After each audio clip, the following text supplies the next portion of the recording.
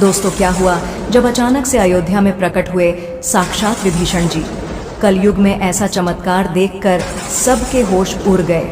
दोस्तों, प्राण प्रतिष्ठा से पूर्व अयोध्या में कई बड़े चमत्कार हो चुके हैं, जिसमें गिद्धों का दिखना, भालुओं का दिखना, जमीन में से मां सरयू नदी का प्रकट होना शामिल है। लेकिन इस चमत्कार को अभी तक का सबसे बड़ा चमत्कार कहा जा रहा है, जिसके पीछे की सच्चाई जानकर आपके पैरों तले जमीन खिसक जाएगी। तो फिर क्या है सच्चाई? क्या सच में लंका के राजा विभीषण अपने मित्र रामलल्ला से मिलने पहुंचे हैं? क्या विभीषण आज भी जीवित हैं? दोस्तों, ऐसे कई रहस्य से पर्दा उठेगा आज की इसी वीडियो में। दोस्तों, शुरुआत करने से पहले अगर आप एक सच्चे सनातनी हैं और राम मंदिर बनने से बेहद खुश हैं, तो इस वीडियो को लाइक करें और कमेंट बॉक्स में जय श्री राम जरूर लिखें। मेरे साथियों, अयोध्या में राम मंदिर की प्राण प्रतिष्ठा की तैयारी जोर शोर से चल रही है। 22 जनवरी को रामलला को गर्भगृह में स्थापित किया जाएगा। हर राम भक्त को इस दिन का लंबे समय से इंतजार था। अयोध्या में 22 जनवरी से लेकर 25 मार्च तक कई खास कार्यक्रम का आयोजन किया जाएगा। इस बीच मंदिर के गर्भगृह के निर्माण का काम 24 घंटे चल रहा है। 22 जनवरी को राम मंदिर में रामलल्ला की प्राण प्रतिष्ठा होने वाली है। दोस्तों, किसी भी मंदिर में की जाने वाली भगवान की मूर्ति की प्राण प्रतिष्ठा का बहुत महत्व होता है। मूर्ति की प्राण प्रतिष्ठा के बिना भगवान का पूजन अधूरा माना जाता है। तो आइए आगे वीडियो में जानते हैं कि प्राण प्रतिष्ठा क्या होती है और जानेंगे कि विभीषण कैसे राम मंदिर में प्रकट हुए। दोस्तों, सनातन धर्म में किसी भी मूर्ति की प्राण प्रतिष्ठा बहुत महत्वपूर्ण मानी जाती है। प्राण प्रतिष्ठा मूर्ति स्थापना के समय किया जाता है। किसी भी मूर्ति की स्थापना के समय उस प्रतिमा रूप को जीवित करने की विधि प्राण प्रतिष्ठा कहलाती है। प्राण शब्द का अर्थ जीवन शक्ति और प्रतिष्ठा का अर्थ स्थापना होता है। ऐसे में प्राण प्रतिष्ठा का अर्थ जीवन शक्ति की स्थापना करना या देवता को जीवन में लाना होता है। बिना प्राण प्रतिष्ठा के कोई भी मूर्ति पूजा के योग्य नहीं मानी जाती है। मान्यता है कि प्राण प्रतिष्ठा के जरिए मूर्ति में जीवन शक्ति का संचार होता है और वह मूर्ति देवता के रूप में बदल जाती है। अर्थात अब साक्षात प्रभु श्री राम अयोध्या राम मंदिर में निवास करने वाले हैं। और जब स्वयं प्रभु एक बार पुनः अयोध्या आ रहे हैं, तो उनके प्रिय मित्र व भक्त विभीषण कैसे पीछे रह सकते हैं? क्योंकि जब प्रभु श्री राम ने रावण का वध किया था, लंका पर विजय पाई थी और पुष्पक विमान के जरिए जब वह फिर से अयोध्या लौटे थे, तब प्रभु श्री राम के साथ विभीषण जी भी अयोध्या आए थे और कई दिनों तक अयोध्या में ही रुके थे। इसके बाद उन्होंने लंका का राज सिंहासन संभाला और लंका के राजा बन गए। यानी प्रभु श्री राम की भक्ति उनके लिए बहुत भाग्यशाली साबित हुई है, क्योंकि जो राम की शरण में आ जाता है उसका उद्धार निश्चित है। लेकिन क्या विभीषण आज भी जिंदा हैं? इसका जवाब आपको आगे की वीडियो देखकर पता चलेगा। हिंदू धर्म की पौराणिक कथाओं के अनुसार माना जाता है कि 8 महान विभूतियां आज भी सशरीर जीवित हैं, जिनमें से कुछ रामायण काल के हैं तो कुछ महाभारत काल के, तथा कुछ विभूतियां उससे भी पहले के काल से आज तक जीवित है। पौराणिक मान्यता के अनुसार विभीषण, अश्वत्थामा, बलि, वेदव्यास, हनुमान जी, कृपाचार्य, भगवान परशुराम और मार्कंडेय आर्षि चिरंजीव में शामिल हैं। चिरंजीवी का अर्थ होता है जो सृष्टि के अंत तक जीवित रहे और जिसकी उम्र भी ना बढ़े। और विभीषण भी इन्हीं चिरंजीवियों में से एक है, जो आज भी इस धरती पर मौजूद है और अनंत काल तक जीवित रहेंगे। लेकिन यह वरदान आखिर उन्हें किसने दिया, ये जानने का विषय है। भगवान राम के अनन्य भक्त विभीषण बाल्यकाल से ही धर्मपरायण रहे। वह अपने बड़े भाई रावण के धर्म विरुद्ध कार्यों का विरोध भी करते थे। उन्होंने लंका युद्ध में भी धर्म का पालन करते हुए भगवान राम का साथ दिया। इसलिए प्रभु श्री राम ने उन्हें सृष्टि के अंत तक अजर अमर रहने का वरदान दिया।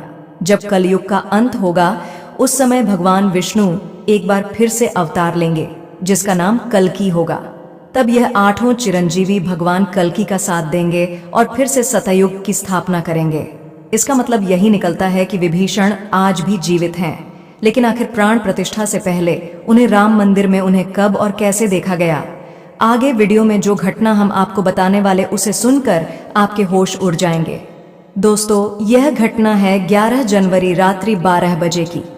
रोजाना की तरह सभी मजदूर राम मंदिर के गर्भगृह का कार्य करके अपने तंबू में विश्राम कर रहे थे। तभी मजदूरों को मंदिर के अंदर से प्रभु श्री राम के नाम जाप की ध्वनि सुनाई दी। अभी किसी भी अन्य व्यक्ति को रात्रि के समय राम मंदिर में घुसने की अभी अनुमति नहीं है। तब उन्हें ऐसा लगा कि शायद किसी आसपास के मंदिर द्वारा उन्हें ध्वनि सुनाई दे रही होगी, तो सभी मजदूर रात्रि में वापस सो गए। लेकिन सुभाष नाम के एक मजदूर को लगातार यह बात खटक रही थी। उसे वह आवाज राम मंदिर से ही आती प्रतीत हो रही थी।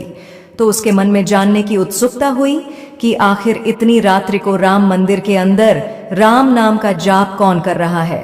उसने अपने साथियों को उठाना चाहा, लेकिन सभी गहरी नींद में थे। तब सुभाष अकेले ही राम मंदिर परिसर में पहुंचा। सुभाष काफी महीनों से राम मंदिर के निर्माण कार्य का हिस्सा था। उसे राम मंदिर का एक एक दरवाजा, एक एक कोना अच्छी तरह से पता था। जब उसने राम मंदिर के गर्भगृह में झांक कर देखा तो वहां पर एक बहुत ही दिव्य पुरुष दिखे, जिनके अंदर से काफी तेज प्रकट हो रहा था। वे अपने हाथों में माला लिए राम नाम का जाप कर रहे थे।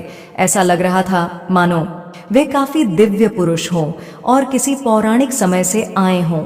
उनके बैठने का तरीका और उनका अंदाज राजाओं की तरह मालूम पड़ रहा था। सुभाष यह नजारा देखकर दंग रह गया। इसके बाद सुभाष अपने साथी मजदूरों के पास गया और उन्हें यह सारी सच्चाई बताई।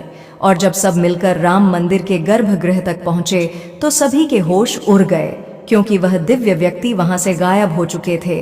क्योंकि रात्रि का समय चल रहा था तो सभी लोग सुभाष की बातों को भ्रम समझ रहे थे और कोई भी उसकी बात को मानने को तैयार नहीं था। लेकिन सुभाष जानता था उसने जो देखा है वह बहुत बड़ा चमत्कार है। लेकिन उसके मन में एक ही सवाल था कि आखिर रात्रि 12 बजे राम मंदिर में राम नाम का जाप करते हुए वह दिव्य पुरुष आखिर थे कौन। क्योंकि आज के समय में किसी भी पुरुष के अंदर इतना तेज नहीं हो सकता। उनका संबंध पौराणिक काल से ही हो सकता है। और अगर रामायण काल की बात करें तो दो ही शख्सियत हैं जिनके होने का दावा आज भी कलयुग में कहा जाता है। पहले हैं हनुमान जी और दूसरे हैं विभीषण। तो पूरी संभावना यही है कि सुभाष ने राम मंदिर में रात्रि के समय इस महापुरुष को देखा था। वह राजा विभीषण ही हो सकते हैं, क्योंकि वह आज भी धरती पर जीवित है और 8 चिरंजीवियों में से एक है।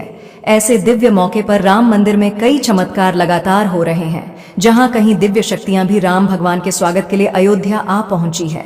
राम मंदिर के उद्घाटन की तैयारी अब अंतिम चरण में है। इस बीच एक ओर जहां श्री राम जन्मभूमि तीर्थ क्षेत्र ट्रस्ट लगातार तैयारी की जानकारी साझा कर रहा है, तो वही राम मंदिर के इस महायज्ञ में देश का हर राम भक्त अपनी आहुति अर्पित कर रहा है। आने वाली 22 तारीख के मौके पर कई संत महात्मा और जिन भक्तों ने राम मंदिर के लिए संघर्ष किया वो सभी अयोध्या पहुंचेंगे।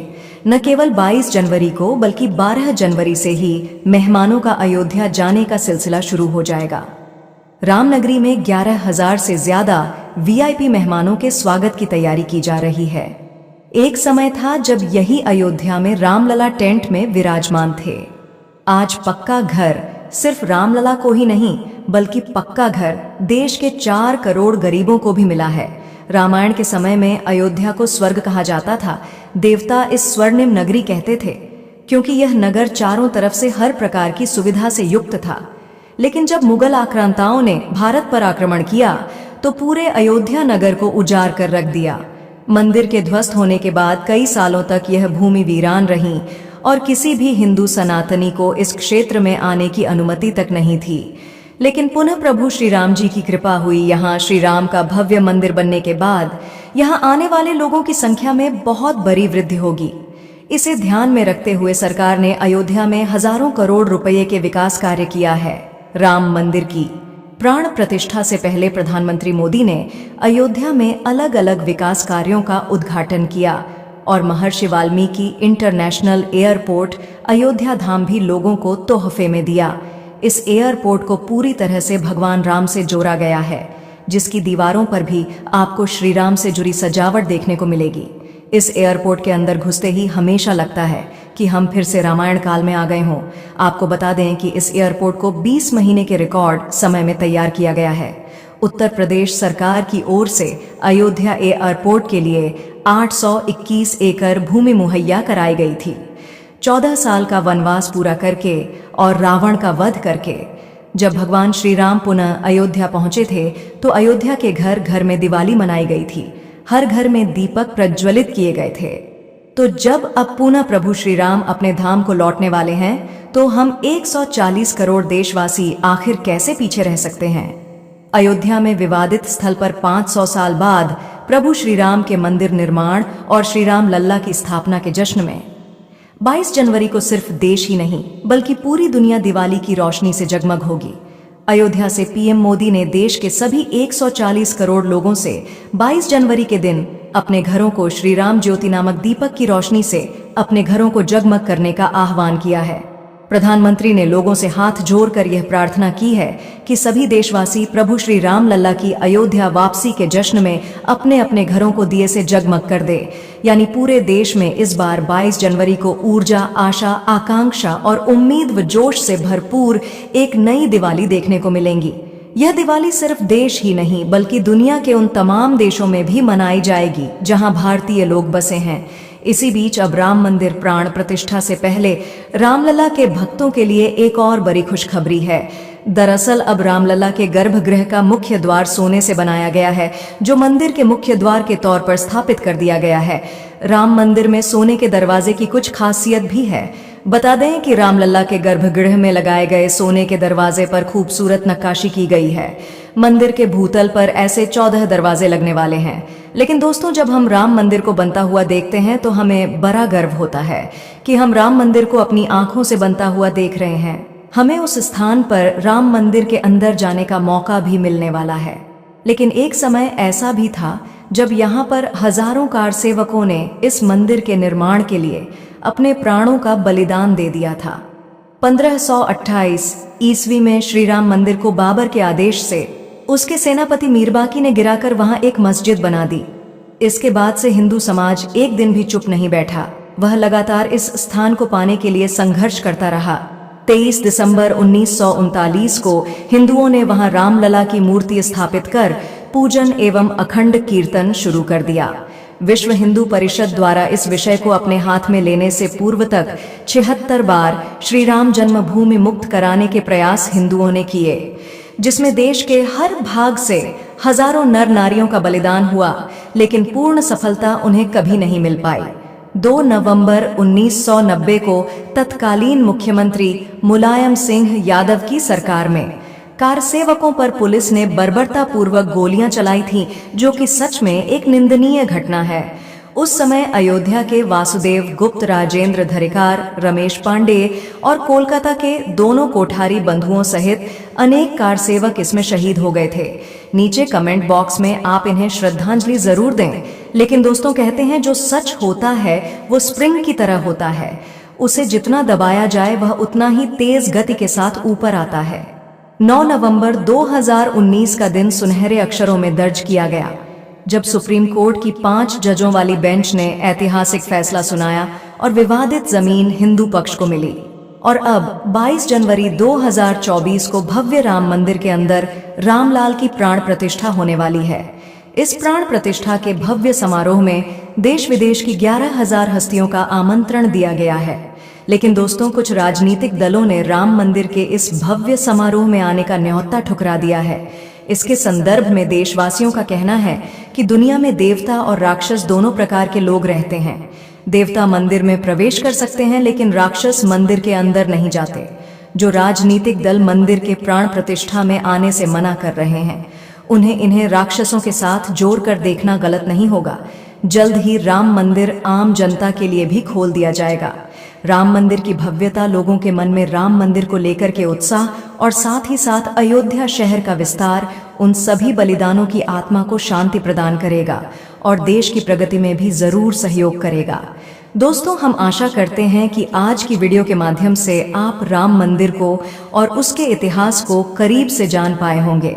हम आशा करते हैं कि आज की वीडियो आपको पसंद आई होगी, तो वीडियो को लाइक जरूर करें और कमेंट बॉक्स में सभी कार सेवकों के बलिदान के प्रति आप श्रद्धांजलि जरूर दें।